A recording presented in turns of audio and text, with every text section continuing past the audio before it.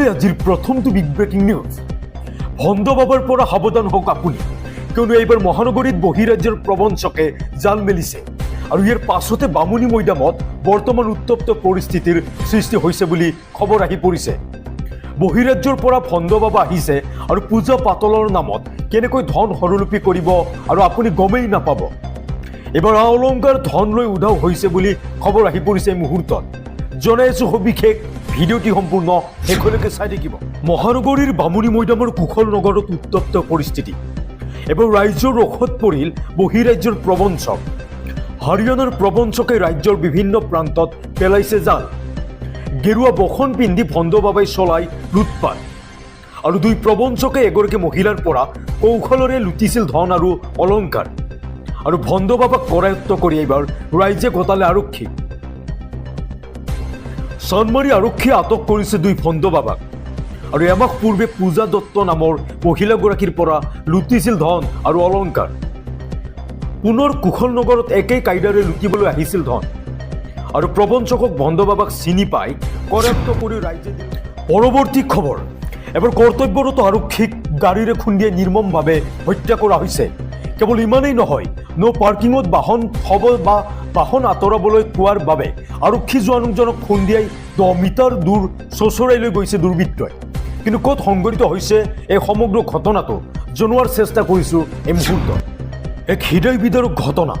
কৰ্তব্যৰত আৰক্ষীক গাড়ীৰে খুন্দিয়াই নিৰ্মমভাৱে হত্যা কৰা হ'ল। এবাৰ গাড়ীৰে খুন্দিয়াই বহু দূৰলৈ চোঁচৰাই লৈ যায় জোৱানজনক। ন' পাৰ্কিঙত থোৱা বাহন আঁতৰাবলৈ কোৱাৰ বাবেই নৃশংস হত্যা। ৰাজধানী দিল্লীত সংঘটিত হৈছে এই ভয়ংকৰ দুৰ্ঘটনাটো আৰু মৃত আৰক্ষী জোৱানজন 30 বছৰীয়া সন্দীপ বুলি জানিব পৰা গৈছে। ঘটনা সংঘটিত কৰি বৰ্তমানে পলাতক বাহনখনৰ সুৰাসক্ত চালকজন। ইতিমধ্যে আৰক্ষীয়ে জব্দ কৰিছে দুৰ্ঘটনা সংঘটিত কৰা বাহনখন।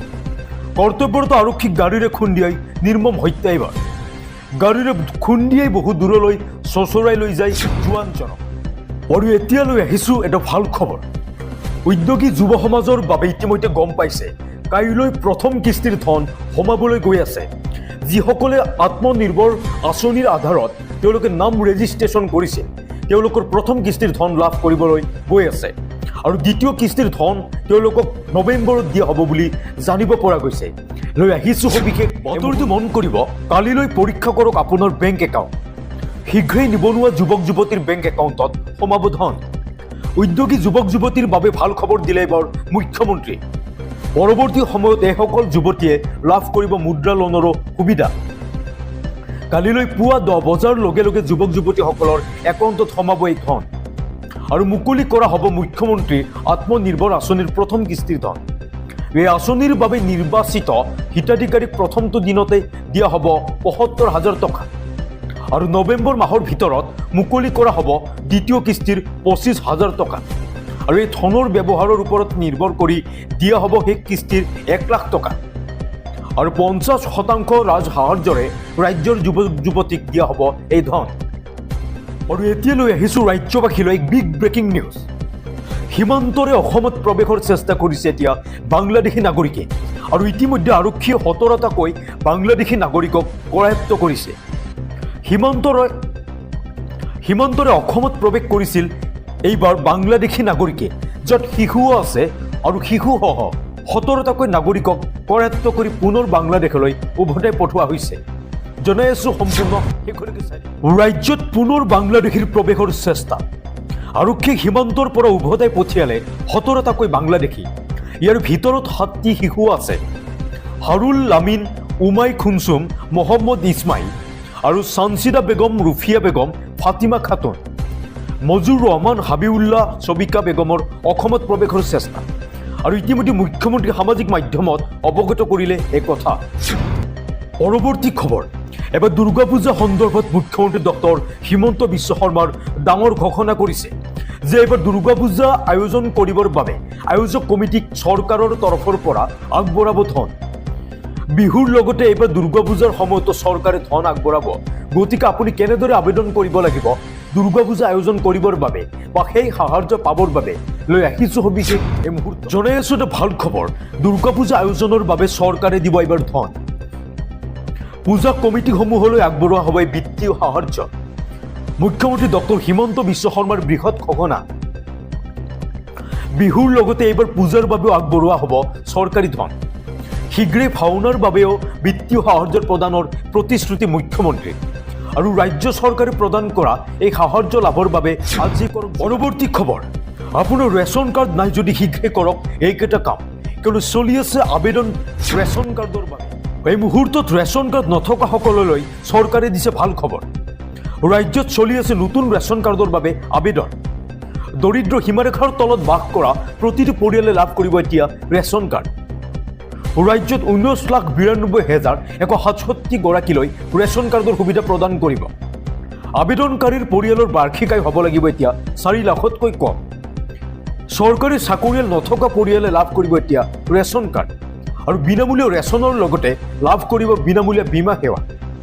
ৰেচন কাৰ্ড থকা প্ৰতিটো পৰিয়ালৰ মহিলাই পাব এতিয়াৰ পৰা অৰুণোদয় আঁচনিৰ সুবিধা। আৰু 15 অক্টোবৰৰ ভিতৰত দাখিল কৰিব লাগিব আপুনি আবেদন। আবেদনৰ বাবে বাধ্যতামূলক হৈ পৰিব আপোনাৰ আধাৰ কাৰ্ডখন। আৰু ৰেচন কাৰ্ডৰ আবেদনৰ বাবে প্ৰয়োজন হ'ব নথি পত্ৰ, যেনে আধাৰ, ভোটাৰ কাৰ্ড, বেংক একাউণ্টৰ সবিশেষ আৰু পৰিয়ালৰ সকলো সদস্যৰ ফটো আৰু ঠিকনাৰ প্ৰমাণপত্ৰ প্ৰয়োজন হ'ব। কিন্তু ক'ৰ পৰা সংগ্ৰহ কৰিব এই আবেদন পত্ৰ জনাই আছোঁ এই মুহূৰ্তত। আপুনি pds.assam.gov.in পৰ্টেলত উপলব্ধ হ'ব আবেদন। আৰু সংশ্লিষ্ট জিলা মহকুমাৰ খাদ্য, ৰাজহুৱা বিতৰণ আৰু গ্ৰাহক পৰিক্ৰমা বিভাগৰ কাৰ্যালয়ত লাভ কৰিব আপুনি আবেদন পত্ৰ। আৰু অধিক জানিবলৈ আপুনি সবিশেষ নম্বৰত যোগাযোগ কৰক 1800-345-3611 আৰু আনটো নম্বৰ হৈছে 1800-345-3588 নম্বৰ। আৰু এতিয়ালৈ আহিছোঁ ৰাজ্যবাসীলৈ এক চাঞ্চল্যকৰ খবৰ। এবাৰ ৰাজ্যত ভয়ংকৰ কাণ্ড সংঘটিত হৈছে। প্ৰেমৰ সম্পৰ্ক গঢ়ি এবাৰ হিন্দু যুৱতীক ধৰ্মান্তকৰণ কৰিবলৈ অহৰহ প্ৰচেষ্টা চলাইছে কোৰাণ আলী নামৰ এজন লোকে। এবাৰ হিন্দু যুৱতীক মুছলমান ধৰ্ম গ্ৰহণ নকৰিলে প্ৰাণে মৰাৰো ভাবুকি দিছে পৰিয়ালক। ৰাজ্যত কোনে এই জেহাদ কৰিছে সবিশেষ জনোৱাৰ চেষ্টা কৰিছোঁ এই মুহূৰ্তত। জনাই আছোঁ বিগ ব্ৰেকিং নিউজ।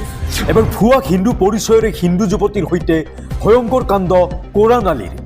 কৰণ সিং বুলি পৰিচয় দি হিন্দু যুৱতীৰে প্ৰেমৰ সম্পৰ্ক কোৰাণ আলীৰ। আৰু এই প্ৰেমৰ সম্পৰ্ক গঢ়ি হিন্দু যুৱতীক ব্লেকমেইল কৰি এতিয়া ধৰ্মান্তকৰণৰ চেষ্টা চলাইছে। তিতাবৰ মেলামাটিত লাভ জেহাদৰ ভয়ংকৰ কাণ্ড। এবাৰ ধৰ্ম পৰিৱৰ্তন নকৰিলে হিন্দু যুৱতীৰ পৰিয়ালক প্ৰাণে মৰাৰো ভাবুকি। মিস্ত্ৰী কাম কৰিবলৈ আহি ভুৱা পৰিচয়েৰে হিন্দু যুৱতীক পেলাইছিল প্ৰেমৰ জালত। আৰু ইতিমধ্যে লম্পট কোৰাণ আলীক গ্ৰেপ্তাৰ তিতাবৰ আৰক্ষীয়ে। আৰু দক্ষিণ হালমৰাৰ ফকীৰগঞ্জত ঘৰ লম্পট কোৰাণ আলী। ভুৱা হিন্দু পৰিচয়েৰে হিন্দু যুৱতীৰ সৈতে এনেদৰে ভয়ংকৰ কাণ্ড কোৰাণ আলী। নাবালিকাৰ সৈতে অপকৰ্ম কৰিছে